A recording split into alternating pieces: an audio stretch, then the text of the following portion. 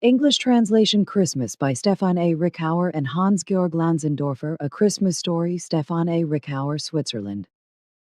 Who doesn't celebrate it? The day of the birth of Jesus Christ, the supposed Saviour and Redeemer. The celebration of God's incarnation, with which Jesus descended into the history of human beings to share in their joys and sufferings and to give everyone new hope.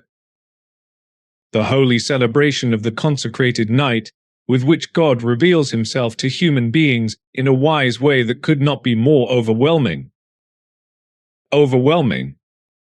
Correct, because the true roots of this supreme Christian festival are in fact overwhelmingly un-Christian.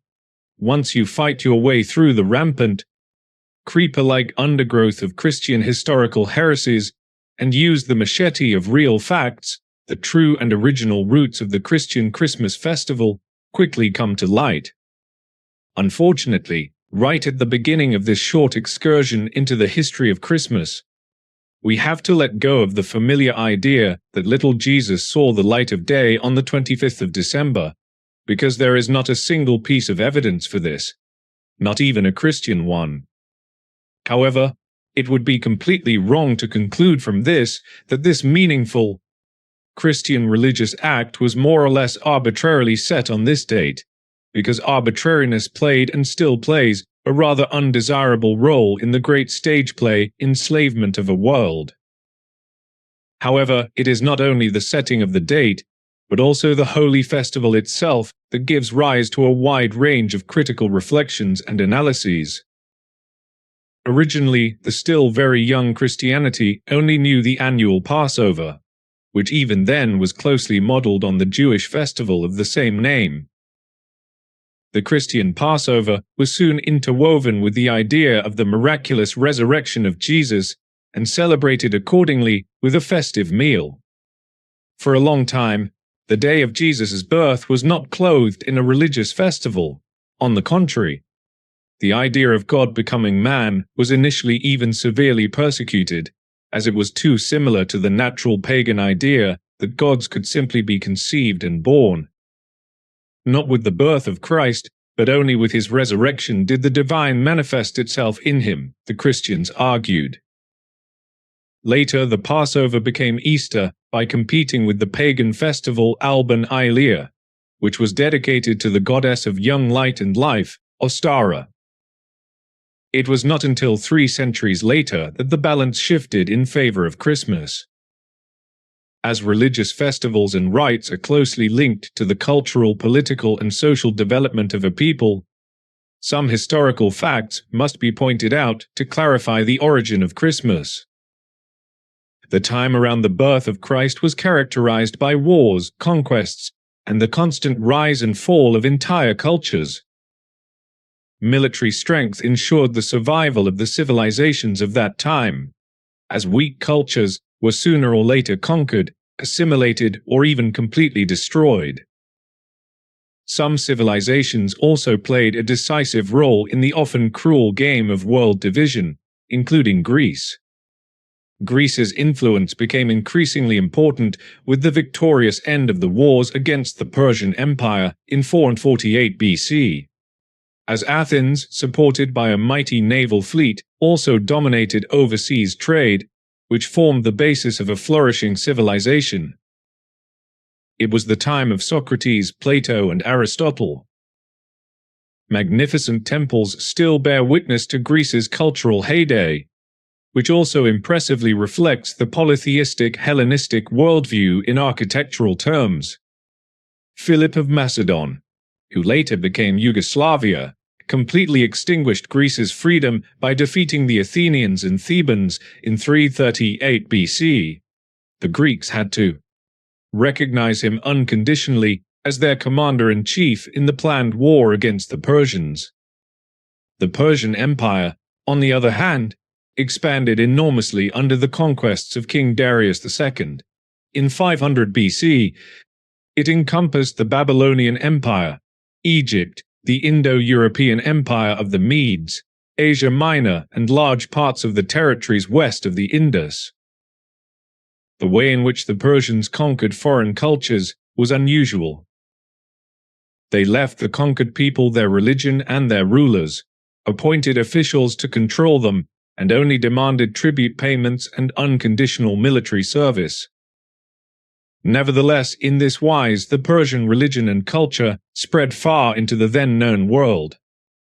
It was Philip's son, Alexander the Great, who conquered the entire Persian Empire as far as India around 330 BC, hoping that by wiping out the Greeks' arch-enemy, he would finally be recognized as a true Greek himself. His father was a Macedonian. In his global empire, he endeavored to unite all peoples, thus introducing a uniform currency for the entire empire and ushering in a period of economic prosperity. However, his early death led to power struggles, from which three empires eventually emerged: Egypt, Syria, and Macedonia, with Greek expansion and the division of the Roman Empire in the 2nd century AD, borderline of Roman expansion. Division of the territories. A large number of Greeks then settled in the conquered territories, especially in the many newly founded cities. In the age of Hellenism, Greek thought and Greek art penetrated the Near East and North Africa. Greek became the world language. In contrast, the Roman Republic, founded around 510 BC, gained control over almost all of central Italy in little more than 2 centuries, initially in a struggle with its neighbors. In the 3rd century BC, the dispute over the possession of Sicily led to a clash between Rome, the largest land power, and Carthage, the great maritime and trading power. Rome's supremacy in the Western Mediterranean was only finally secured with its victory in Spain and Africa. In the course of the first half of the 2nd century, the Romans destroyed all of Alexander the Great's successor empires, with the exception of Egypt.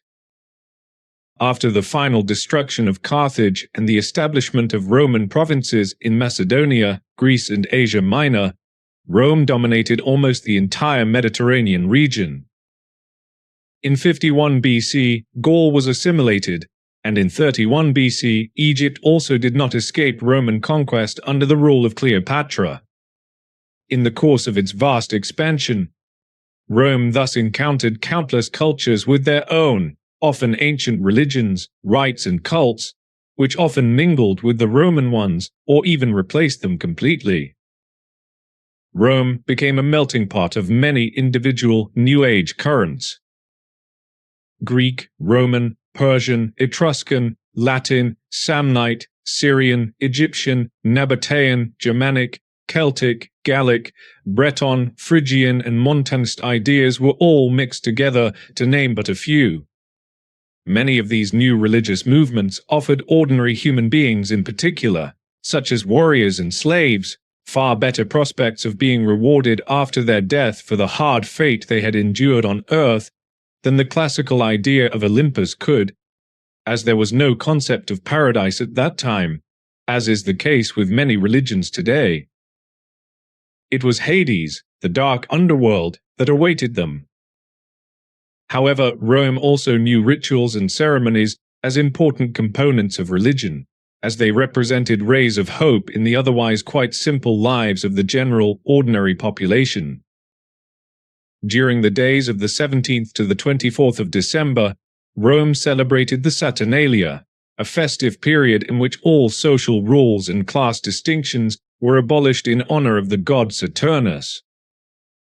The masters served the slaves for the duration of the festival, gifts were given to each other, and the celebration was crowned with extensive feasts and orgies. The Roman god Saturnus was equated with the Greek Kronos, the god of harvest and fertility. Kronos, in turn, was later often confused with Kronos, who personified time.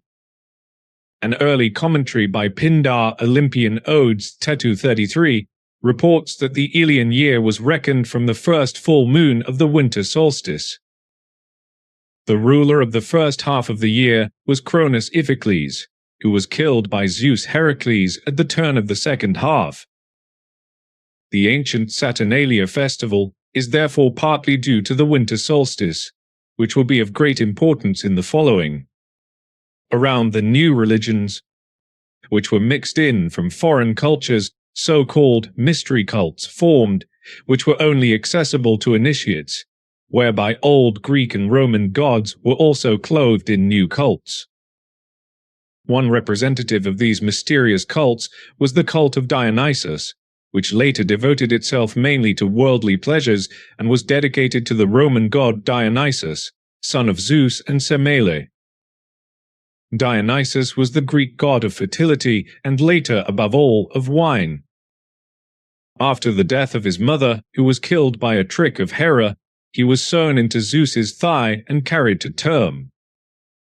After his birth, he was cared for by the nymphs of Nysa, who were later rewarded with a place in heaven as the stars of the Hyades. The day of the Greek god of wine, Dionysus, was 6th of January. The so-called Gnostics, who wanted to understand Christianity as gnosis, that is to say, as the knowledge of divine mysteries, also celebrated the day of Dionysus, the god of wine, on the 6th of January according to the New Testament, which mentions the transformation of water into wine at the wedding in Canaan as Christ's first miracle. It was the feast of the appearance of the divine being, the Epiphany.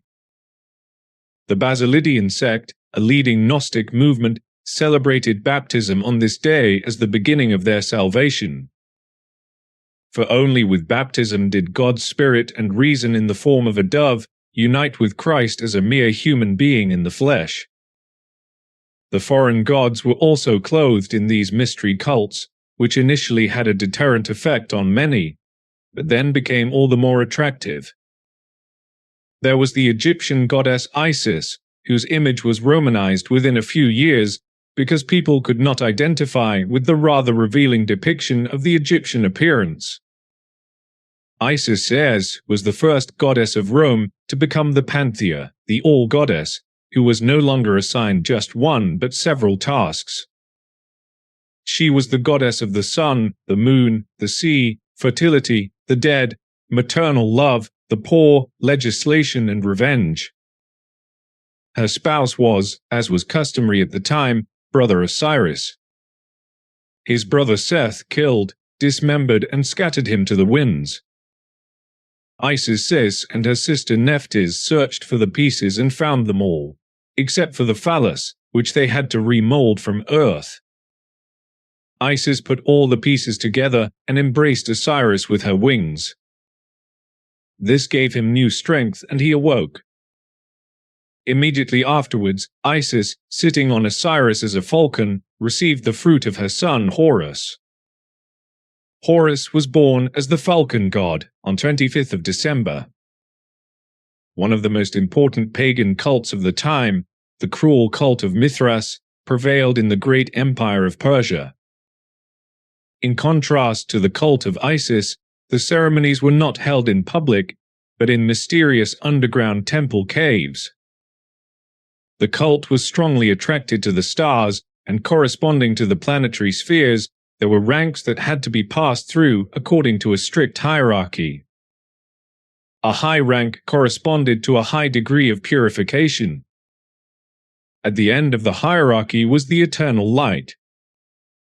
According to legend, Mithras killed the Urtine bull and formed the world from his blood and flesh. It is hardly surprising that this cult was very popular in Rome, especially among soldiers and warriors. Mithras, god of eternal light, was said to have sprung from the rock of a cave at night, on the 25th of December. Light, and therefore the sun, was worshipped as a symbol of life, especially in Nordic regions. Of all the Germanic gods, Baldur, son of Odin, and his wife Frigg came closest to the essence of a sun god.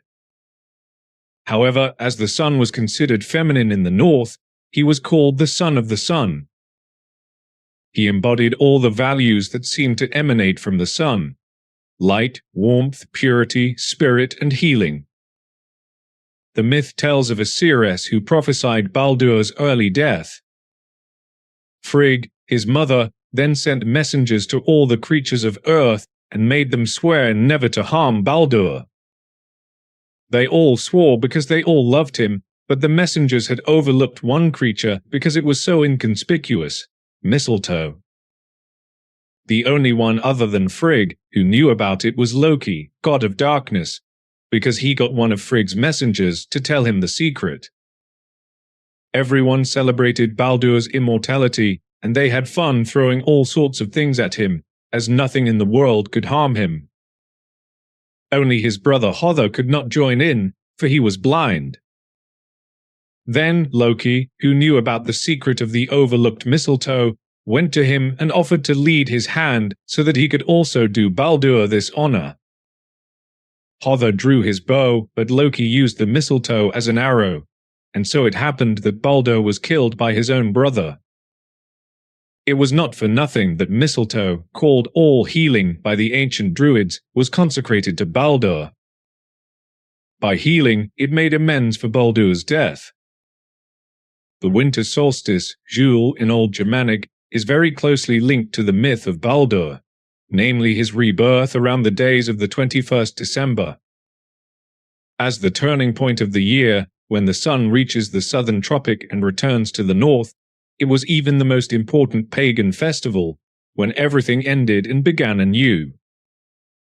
It is therefore hardly surprising that the festival of the winter solstice also had a special value in other Nordic peoples, even if it was subject to different gods depending on the culture. In Gaul, Isis and Sirona were deities associated with the Yule festival. As the goddess of fertility, regeneration and health, Sirona watched over death and rebirth at the springs. One of her symbols was the egg. Isis ruled over everything that grew and flourished. Watching over plants and their roots, he lived partly on and partly under the earth, and most depictions since then show him chopping down a tree with an axe. If we consider that the human beings of that time were exposed to the harsh winters in a far greater wise than human beings are today, then it is easy to understand that the return of the sun was awaited in all major Nordic cultures and religions, not only with simple joy, but with deep longing. Even today's human beings, who only need to turn the thermostat on their central heating to surround themselves with cozy warmth, long for the coming spring and the warm summer months. The further north human beings lived, the harsher, darker and colder the winters were, which incidentally also had an impact on their health. Excavated Viking skeletons bear witness to the fact that these human beings must have suffered greatly from rheumatism. Even today, human beings in the polar regions are not afraid to march for hours after weeks of winter darkness to see the upper edge of the sun flash on a mountain peak, just for a few minutes on a day in February in deep emotion. The return of light came to symbolize the return of life itself. Incidentally, the symbolization of life is also the origin of other Christian values. However, the setting up of the evergreen fir tree had a special connotation. Trees have always been considered sacred in Nordic cultures. The myth prevailed that the first human beings were created from trees. Man was created from the ash tree and woman from the alder. The tree symbolized mysterious, omnipresent and all-pervading active and vital forces. People brought it into their homes and decorated it with lights made from beeswax.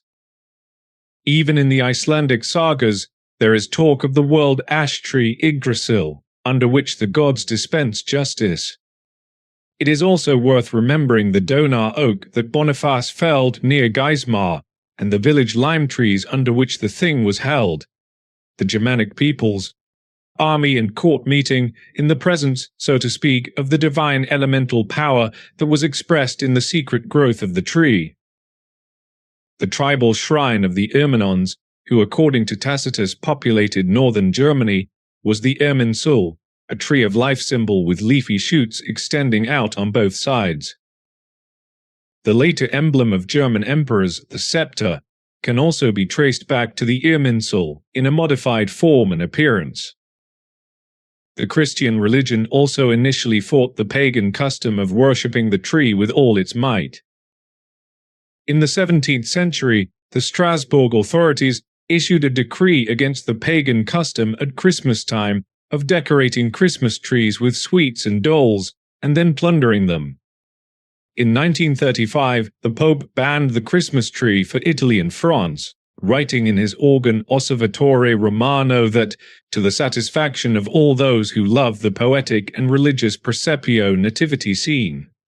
Authors nin, there was an opportune provision for the abolition of the Nordic custom, as it was merely an exotic fashion and a remnant of pagan natural customs.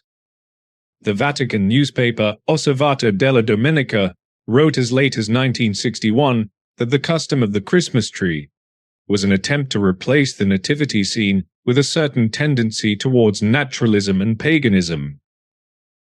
A completely different kind of fir tree cult is found in ancient Phrygia. In today's Anatolia, the Magna Mater cult was known in the 1st century AD alongside the Montanism sect, which fought fiercely with Christianity. During the Magna Mater festival, which was dedicated to the death of Attis, the son of Cybele, a fir tree was felled in the sacred grove of Cybele and brought to the sacred Palatine Hill by so-called gallows and erected there as a symbol of the rebirth of Attis. During the procession through the city, the tree was accompanied by these Gauls who beat their palms against their chests, wailing. During the following days of the festival, the lamentation over Attis' death grew to a frenzy. To the sound of the cymbal, the flute and the horn, with fluttering hair and howling, throwing their heads and bodies wildly to and fro, the servants of the Great Mother whipped their bodies bloody, with sacred pine branches and terrible scourges with sharp animal bones woven into them. They mauled their arms and shoulders with knives until the bloody orgies of the festival culminated in self-castration. Despite the cruelty of this cult, the tree was also regarded here as a symbol of returning life. In a derived form, the symbol of light found its way into the Advent wreath, which, however, only came into being in the 19th century. The Protestant pastor Johann Hinrich Wieschen is said to have hung an Advent chandelier with 24 candles for the first time in 1860. Another Christian custom is particularly well known in European countries, the visit of Knecht Ruprecht. The ancient Germanic roots are barely visible, as Ruprecht is the Germanic sky god Wotan himself. He was called Wotani Ruobarat, Wotan, the glorious one. Old High German Ruot equals glory, Berat equals shining, splendid. Gradually his epithet became his main name. People spoke of the glorious one, meaning Wotan, in a similar wise to the way we speak of Christ today, although this was also only a Greek epithet, the anointed one. Ruprecht also originally carried the tree of life in his hands as a symbol, with which he allowed the mysterious growth and life forces of the tree to flow over to the children by touching them.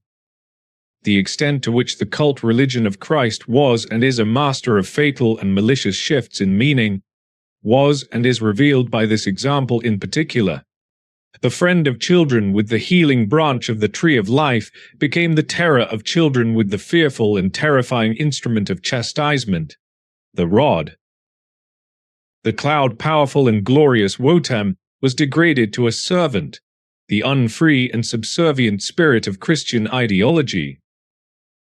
Scholars argue about the dating of Christmas.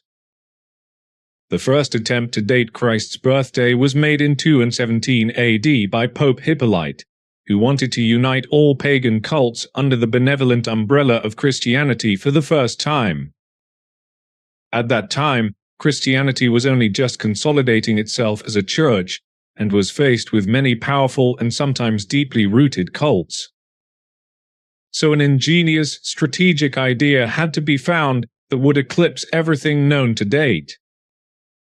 But how were so many different cults to be united, which often had virtually nothing in common? The following masterful move reveals the true genius of Christian enslavement. The common denominator of all cults was sought, and the emergence of the unifying new faith was built on this, the faith in Christ. The common denominator was the celebration of the returning light, which was common to all cults and religions of the time without exception. Of course, this constructed standardization could not be carried out by force, as the Christian religion of the time was far too weak to be able to assert itself by such means. The main festive seasons and customs were therefore retained, but were given a completely different meaning, as this way of reinterpreting and maliciously shifting the meaning made it easier for the priests to win the people over to Christianity. They soon realized that the sometimes ancient customs and traditions of the pagan peoples could not be wiped out by bans and persecution, not yet, and so they adapted. The Christians thus gave the pagans to understand, the sun is good, and we rejoice in its ever-new victory no less than you do. But it has no might of itself. It only has power because God created it. So it tells us of the true light, of God, the creator of all things. So at Christmas we celebrate the coming of the true God, the source of all light, but not his work, the sun, which would be powerless without him. A move of excellent strategic genius. The inventor of this stroke of genius must be readily recognized. The constructed definition of the origin of Christianity only became established under Pope Liberius in 354 AD. It became a dogma, that is to say, an article of faith, at the Second Council of Constantinople in 381 AD under Emperor Theodosius. It was not until the 7th and 8th centuries that the custom became established in Europe. In 813 AD, the Synod of Mainz officially declared this day to be the feast of the birth of Christ. In 1913, Arnold Meyer wrote in his book Das Weihnachtsfest, Seine Entstehung und Entwicklung about the actual, pagan origin of Christmas. But this is no dishonor to the festival. It is thus a proper combination of Christianity and folklore, and if the wishes and beliefs of peoples and times have given it shape and ever new forms from the beginning, if in particular the senses and longings of our ancestors have also been expressed in it, then this is a reflection of the fact that light and comfort in Christ has appeared to all peoples and also to our people. Comment. Dear Mr. Meyer, Christmas is not an expression of senses and longings. It is the violent superimposition of all the deeply rooted festivals that once expressed senses and longings, as you wrote. There has never been a right connection between the people and Christianity. For how can a connection be right if it is built on Gewalt, murder, persecution, manslaughter, subjugation, and enslavement? How can there be a true connection to a people if they, the people, are robbed of everything that was once an expression of their meaning and longing? How can light and comfort have appeared to all these peoples if their own roots have been torn out and they have been thrown into the blazing fire of Christian damnation? The human being celebrating Christmas today is certainly not to be criticized negatively. However, they should do so in the knowledge that Christian values were not originally associated with this custom at all, or that this new connection was created very violently. He should remember that it is actually the celebration of life and not the celebration of an evil cult of man, which had its faith-based, constructed beginning with the alleged incarnation of God. Christmas is originally the celebration of light, and thus of life itself, not, as Christianity maliciously insinuates, the celebration of the birth of its enslaving and all-destroying cult. There is a deep meaning in the customs. They must be honored. Friedrich von Schiller. My dear trees. Look at my dear trees, how they stand so magnificently, on all the branches adorned with beautiful wreaths. From bottom to top, on every little twig, it hangs white and delicate, soft and curled, and could not be more beautiful. and all the trees around, far and wide, stand there, decorated with the same honor, in the same magnificence. And every farmer can look at them, can walk underneath them, and take joy in them, and be happy about them. You city folk have many beautiful things, much beauty everywhere, credit and money and golden rings, and banks and stock exchanges.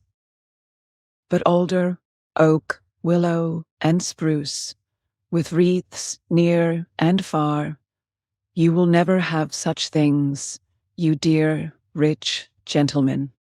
Matthias Claudius. The Christmas Party from an Educational Perspective by Georg Lanzendorfer, Switzerland. Christmas is just around the corner. For many parents who have a negative attitude towards the Christian religion, this time is not easy. Especially not if their children are at an age when, from a developmental psychology perspective, imitating playmates or emulating role models of all kinds is highly topical. Christmas is traditionally the time for presents and family celebrations, because that's the way it's always been, and it's just what you might do. But this ill-considered view and traditional opinion is precisely where the error lies, because it hasn't always been like this. This custom has only developed into its current form over the past few centuries. Even the so-called Christmas tree or tree of lights has been in the Christmas parlors of Christian human beings for less than 150 years. This relatively young custom only developed in our regions at the end of the history of Christian development. The aim of the Christian church movement has always been to conceal the numerous and old pagan festivals and celebrations with Christian culture and its customs. Children are little adults. They ask questions about all kinds of everyday topics. Questions from whose answers even adults would still have a lot to learn. Children are very vulnerable beings. But they are by no means so immature, uneducated, and incapable that they are unable to distinguish the connections between religions and invented stories and human fantasies when these connections are explained to them. They are also much better at separating themselves from old habits than adults, whose psyche may have become accustomed to certain conditions, comforts, habits, routines, ceremonies, or behaviors over decades. In short, it is perfectly possible to explain to a child that there are a wide variety of cultures, ways of life, and lifestyles in our earth world. Children also understand, according to their own standards, that these are as diverse and innumerable as the multitude of life forms that exist in the universal nature. This is why there are cultures and civilizations all over the world that have created certain festivals and ceremonies according to their environment and their way of life. In Munich, for example, there are beer festivals. In small villages, there are fairs. Many small and large festivals have arisen from a community need. And all of these festivals represent or characterize a certain lifestyle, a certain attitude to life or attitude of the festive people. In her book, Myths from the Beginning of the World, Suzanne Hansen describes a large number of origin stories from a wide variety of cultures published by Patlock Verlag Augsburg in 1991. The Indians, for example, believe in a creational force that they call Manitou. The Brahmins believe in the sleeping and creating Brahma, who in turn represents a creational force.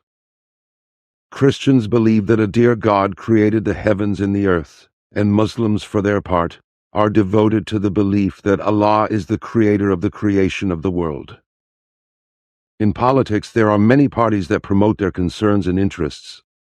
There are associations, federations in communities in sports, politics, leisure, etc., that have divided themselves into interest groups and proclaim their views and opinions as the particularly good or the correct for human beings.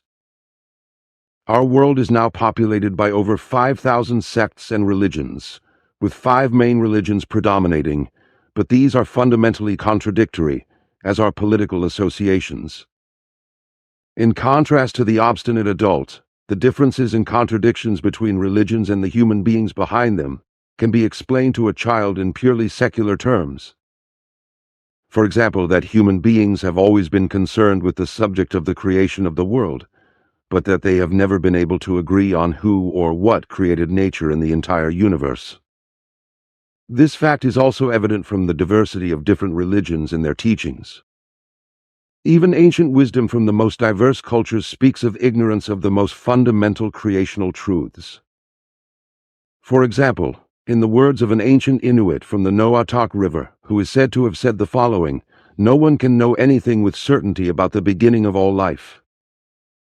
But if you open your eyes and ears and remember what the ancients tell you, you will have some knowledge that can fill the emptiness of our thoughts."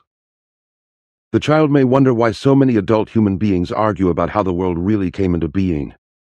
A question that can be answered with the simple and honest fact and truth that human beings, even if they are already adults, must also make mistakes in order to learn from them, and that even adults cannot know everything and are not immune to low intelligence, even if the adults often claim the opposite.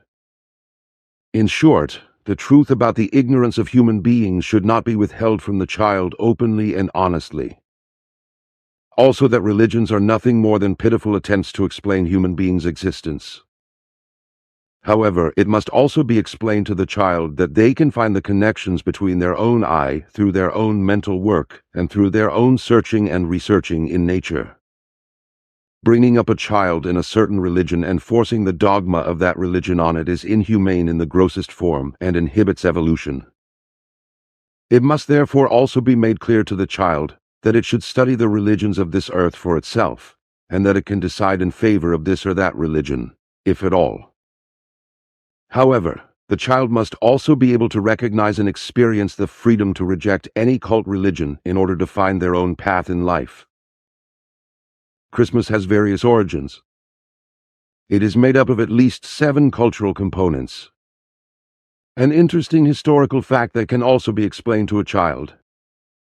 Just as Shrove Tuesday or other festivals or anniversaries are celebrated, Christmas is also celebrated. It is simply a festival of gifts, which will perhaps continue to be celebrated as such one day when the Christian Christmas no longer exists. It may then simply be called the Festival of Gifts or Gift Celebration, etc. So basically, there are no reasons not to celebrate Christmas with a child, just as there's no reason not to celebrate St. Nicholas Day. The tree decorated with lights is a modification of an ancient custom from Scandinavia, a homage to nature when human beings celebrated the solstice. They enjoyed the fact that the long winter was disappearing and the light was finally returning. So why not simply celebrate the Festival of Lights again today, when you can simply rejoice that the cold winter will soon be over, even if it still takes a while? What's more, children are also happy about the presents they receive, and this is reason enough for parents to rejoice in their child's joy.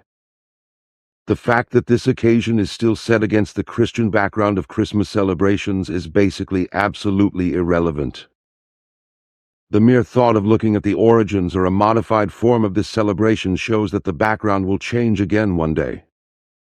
After all, the Roman festival of gift-giving was much older than the Christian Christmas and therefore does not need to be seen in any way in connection with Christian culture. We simply celebrate nothing other than the light together with the child and with ourselves. One day, a child who is brought up in an honest, open, and neutral way towards religions will embark on its own search for the truth. However, what parents should give the child from the ground up on its journey through life is the opportunity and freedom to think for itself about everything. They should be taught the awareness and certainty of the might of thoughts, the fact that they determine their own lives through their own thoughts. It is small examples from everyday life that teach children this fact. Only from this does the strength to live develop, which gives the growing and future adult the strength to search and research for themselves. Only in this way does the child gain the strength not to be broken by any cult religion-related feelings of guilt that prohibit him or her from personal development through searching and research. Therefore, joining in with Christmas to make the child happy should simply be seen as an opportunity for the child to be happy. They should be able to be happy as long as they still have the childlike capacity for joy within them. Soon enough, the problems of adulthood will come crashing down on the child, and rob it of many of life's joys. They will grow up and one day decide for themselves what they think of cult religions and how they should deal with them. But they will also remember that as a child, together with their parents, they were able to take great joy in the gifts and lights, even if they perhaps didn't yet understand the arguments and wars of the adults about the whence and whither of the gods and religions.